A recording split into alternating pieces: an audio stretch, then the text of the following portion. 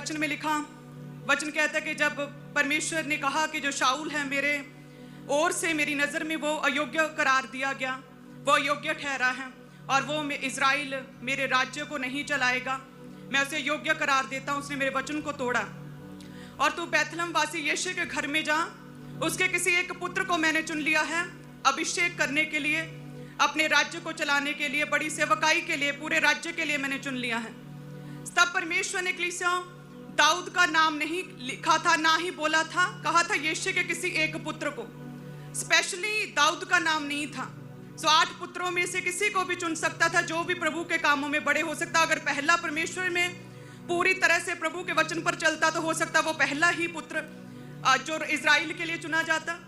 लेकिन कहते जैसे ही वो शमूएल उनके घर में पहुंचा, एक के बाद, 2 के बाद, 3 के बाद, जब 7 पुत्र कहते बारी बारी आते गए और परमेश्वर ने बोला कि मैंने इन्हें नहीं चुना, ये मेरी नज़र में क्या योग्य करार दिए गए, ये संसारिक रीतियों को तो पूरा करते हैं, ये संसारिक रीतियों से, संसारिक हिसाब से तो ये ऊंचे ऊंचे ओहदों पर हैं, बड़े बड़े शूरवीर योद्धा राजा की सेना में हैं, बड़े उच्च अधिकार गवर्नमेंट जॉब्स करते हैं, बड़े फाइनेंशियली स्ट्रांग हैं, लेकिन मेरे वचन पर नहीं चलते, ये पाप में जीवन जीते हैं, ये मेरे वचन पर पूरी तरह से नहीं चलते, मैंने इन 7 में से किसी को भी नहीं चुना।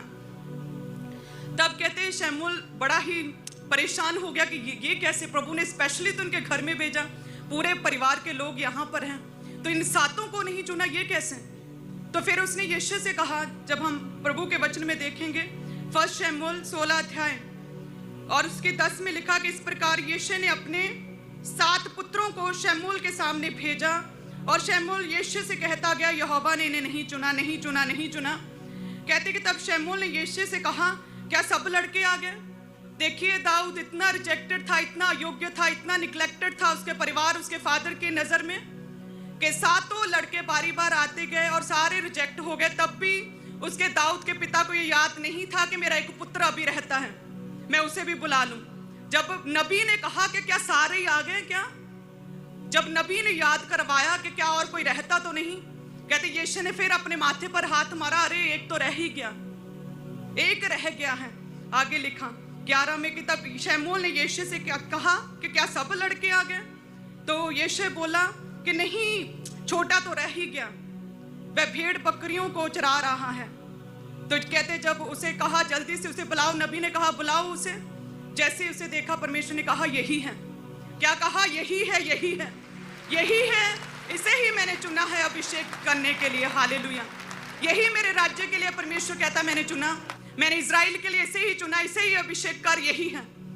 इस तरह से इस कदर वो दाऊद राजा जो बाद में इतनी लड़ाइयाँ लड़ी और एक भी नहीं हारा, इतनी 66 लड़ाइयाँ लड़ी और कोई भी नहीं मारा, कोई भी उसके जीवन काल में कोई उसे मार नहीं पाया, सारे शत्रु उसके शर्मिंदा हुए।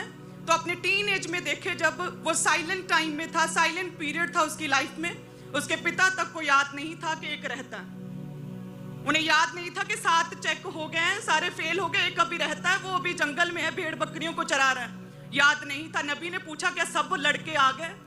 तब उसे याद है कि नहीं, एक तो रह गया, मेरा छोटा पुत्र तो रह ही गया। हालेलुया। तो जब वो आया तो कहा, क्या कहा कि यही है, परमेश्वर ने कहा यही है। इसी तरह से मेरी भी सेम टेस्टमनी है। आप जानते हैं कि जब परमेश्वर ने अपने दास को कहा कि अब तुम्हें शादी करनी है ताकि तुम 2 होकर परमेश्वर की सामर्थ्य के साथ प्रभु के बड़े कामों को कर सको, सेवा बड़ी है, तो लिखा है कि बहुत सी फोटोज सामने प्रभु के दास के पास आई। तो पहली को चेक किया गया, दूसरी को चेक किया गया, तीसरी को चेक किया गया, और जब उनके कैरेक्टर्स को देखा गया तो परमेश्वर ने योग्य करार दिया। परमेश्वर ने कहा कि नहीं, ये पवित्र जीवन नहीं जीती, ये अपवित्रताई में, व्यभिचार में गिर चुकी हैं। और कहते जब मैं, जो कि पूरी तरह से रिजेक्टेड थी, निग्लेक्टेड थी और पूरी तरह से सिंपल सादी सी लड़की, कोरा कागज थी जिसे कुछ भी नहीं आता था, जब मेरी फोटो आई तो प्रभु के दास ने बोला कि अच्छा ये भी एक लड़की से चेक करो। तो कहते जैसे ही चेक किया गया तो जो भी सेवकाई के लिए सही मापदंड थे, जो होना चाहिए था कि कोई भी पास्ट का कोई भी ऐसा एक्सपीरियंस, कोई भी पास्ट में ऐसा बुरा ना हुआ हो, कैरेक्टर सही होना चाहिए ताकि वो कलीसियाओं को, सभी लड़कियों को, सभी जितनी भी मेरी बहनें हैं उन्हें सिखा पाएं। तो जब चेक किया गया तो यही था, तो परमेश्वर ने कहा यही है, यही है, परमेश्वर ने कहा यही है, इसे चुन। हालेलुया। सो मैं प्रभु का धन्यवाद करती हूँ। उसी तरह से जितनी भी कलीसियां हैं, कई लोगों को लगता है कि शायद परमेश्वर मुझे देख नहीं रहा, मुझे सुन नहीं रहा, मैं साइलेंट टाइम में हूँ और परमेश्वर मेरी लाइफ में काम नहीं कर रहा। जो मैं बड़े कामों को देख रहा हूँ लोगों की लाइफ में पूरा होते हुए, वो सेंसलेस हैं, शायद वो नहीं हो सकते। ऐसा कैसे हो सकता है? यदि परमेश्वर लाल समुद्र को 2 भाग ना करता तो कोई भी विश्वास ना करता कि ऐसा कभी पॉसिबल, ऐसा हो सकता है। सो ऐसे ही सेम जो लोग अभी दुख में, पीड़ा में हैं, उन्हें लगता प्रभु मेरे साथ है क्या? लेकिन परमेश्वर दाऊद को कहता है कि जब तू जंगल में, तू भेड़ बकरियों को चराता था, तब मैंने तुम्हें देखा, मैंने तब तुम्हें देखा, तू जो पाप से अलग था, मैंने तब तुझे देखा और अपने राज्य के लिए मैंने तुझे चुन लिया। उसी तरह से जितनी भी कलीसियां आज हैं, सभी ब्रांचेस में, ऑनलाइन कलीसियां हेड चर्च में, और जो दुख में, पीड़ा में या किसी भी बीमारी में है, विपत्ति में है, सो सेम उसी तरह से परमेश्वर कहता है कि यस, यदि तू अब पाप से अलग रहे, अपने पापों से मन फिराकर पश्चाताप करे, तौबा करे, प्रभु यीशु मसीह के नाम में बपतिस्मा ले, प्रभु को उद्धारकर्ता ग्रहण करें और पाप से अलग रहें, तो सच में परमेश्वर कहता है मैं तुझे चुनूंगा। सेम उसी रीति से जिस तरह से मैंने दाऊद को चुना, उसका अभिषेक किया, और जिस तरह से परमेश्वर ने मुझे चुना, मेरा अभिषेक किया इस सेवकाई के लिए, अपने राज्य के लिए। हालेलुया। उसी तरह से जब प्रभु आपको देखेगा पवित्रताई में, परमेश्वर में चलते हुए, प्रभु कहेगा यही है, यस यही, इसे चुनो। हालेलुया। प्रभु क्या कहेंगे? यही है, मैं तुझे चुनता हूं, मैं तेरी ओर देखता हूं, मैंने तेरी दुहाई को सुना है। तारीफ करे सभी कलीसियां।